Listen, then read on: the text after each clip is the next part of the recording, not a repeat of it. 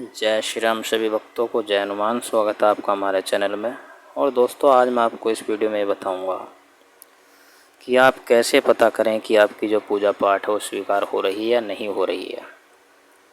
जो भी आप अपने जीवन में सुबह शाम की पूजा पाठ करते हैं तो स्वीकार हो रही है या नहीं हो रही है। आपके इष्ट देव हैं या आपके कुल देव या कुल देवी है, वो स्वीकार कर रहे हैं या नहीं कर रहे हैं, मैं विस्तार से इस बात पे आपको बताऊंगा। देखिए दोस्तों, जो भी आप सुबह शाम पूजा पाठ करते हैं अपने इष्ट देव के नाम की करते हैं, चाहे आप अपने कुल देवी देवता के नाम की करते हैं, आपके इष्ट देव कोई भी हो, चाहे हनुमान जी महाराज हो, भगवान शिव हो, प्रभु श्री राम हो या श्री कृष्ण जी हो, जितने भी भगवान के स्वरूप हैं, ये भगवान के साकार स्वरूप हैं सारे। तो इनमें से आप किसी की भी पूजा पाठ करते हैं सुबह शाम, तो इस बात को कैसे पता किया जाए कि हमारी पूजा वास्तव में भगवान स्वीकार कर रहे हैं, भगवान तक पहुंच रही है या नहीं पहुंच रही है। ठीक है दोस्तों, मैं आज आपको इस विषय में बताऊंगा। देखिए, हम एक ब्रह्मांड के अंदर रहते हैं, धरती पर रहते हैं और धरती हमारी इस ब्रह्मांड के अंदर है। सारा ब्रह्मांड, सारा जगत, धरती, हर चीज़, जितने भी ग्रह नक्षत्र हैं, सब ईश्वर ने बनाए हैं और हम भी ईश्वर ने बनाए हैं। और हम ईश्वर के ही बनाए हुए हैं। जो हमारी आत्मा है वो हम परमात्मा से हमेशा कनेक्ट रहती है। उसको कनेक्ट करने की हमें ज़रूरत पड़ती है। बस ये देखना होता है ध्यान के माध्यम से, भक्ति के माध्यम से, कि हम अपनी आत्मा को परमात्मा से कैसे कनेक्ट करें, क्योंकि आत्मा जो है ना, वो परमात्मा का ही अंश है। तो जब कोई भी कार्य आत्मा इस संसार में करती है तो परमात्मा को पहले पता लग जाता है, क्योंकि आत्मा कनेक्ट रहती है परमात्मा से, लेकिन आत्मा को पता नहीं रहता कि मैं उससे हमेशा कनेक्ट हूँ। तो हम जान ही नहीं पाते कि हम ईश्वर से हमेशा कनेक्ट रहते हैं, और हम ये सोचते हैं कि ईश्वर हमारी पूजा स्वीकार कर रहे हैं, नहीं कर रहे हैं, ईश्वर मेरी बात सुन रहे हैं, नहीं सुन रहे हैं।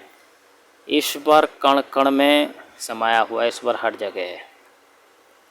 आत्मा परमात्मा का ही अंश है। तो जब कोई भी इस संसार में आत्मा, यानी कि हम एक जीव आत्मा है, देहधारी आत्मा है, जो हम इंसान रूप में हैं, तो कोई भी जीव आत्मा जब यहाँ पर कोई भी कार्य करती तो ईश्वर को बाखूबी पता रहता है। तो ये तो आप सोचें ही ना कि जो आप कर्म कर रहे हैं, कोई भी कर्म, पूजा पाठ भी तो एक कर्म है ना, ये ईश्वर को नहीं पता है, ईश्वर इसको स्वीकार नहीं कर रहे हैं। ईश्वर हर चीज़ को स्वीकार करता है। आपकी पूजा पाठ आप थोड़ी भी करते हैं ना, नाम जाप भी करते हैं, एक धूप बत्ती भी लगाते हैं, उसको भी ईश्वर स्वीकार करता है। ईश्वर को उस चीज़ का मालूम होता है। ठीक है दोस्तों, लेकिन ईश्वर के कुछ नियम हैं।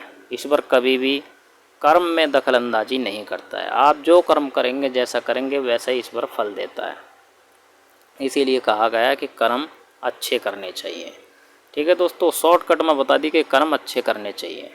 वो इसीलिए कहा गया है कि ईश्वर को हर चीज़ का, हर बात का हमारे का पता होता है। तो जो भी हमारी पूजा पाठ है, जो हम करते हैं, चाहे हम अपने कुलदेव कुलदेवी देवता की करते हैं, चाहे हम भगवान के किसी स्वरूप की करते हैं, वो ईश्वर स्वीकार करता है। ईश्वर को हमेशा उस बात का पता रहता है।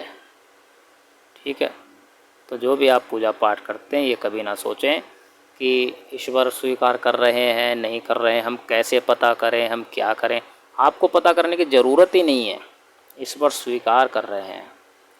एक बड़ी अच्छी कहानी मैं बताता हूँ। एक अंधा आदमी मंदिर गया, तो पंडित जी ने पूछा, भाई क्या आप भगवान के दर्शन करेंगे, आप तो अंधे हैं। तो अंधे ने कहा कि क्या फ़र्क पड़ता है मैं दर्शन करूँ ना करूँ, लेकिन जो मेरा भगवान है वो तो मुझे देख लेगा ना। इस बात से फ़र्क नहीं पड़ता कि मैं भगवान को देखूँ या ना देखूँ, लेकिन भगवान तो मुझे देख लेगा।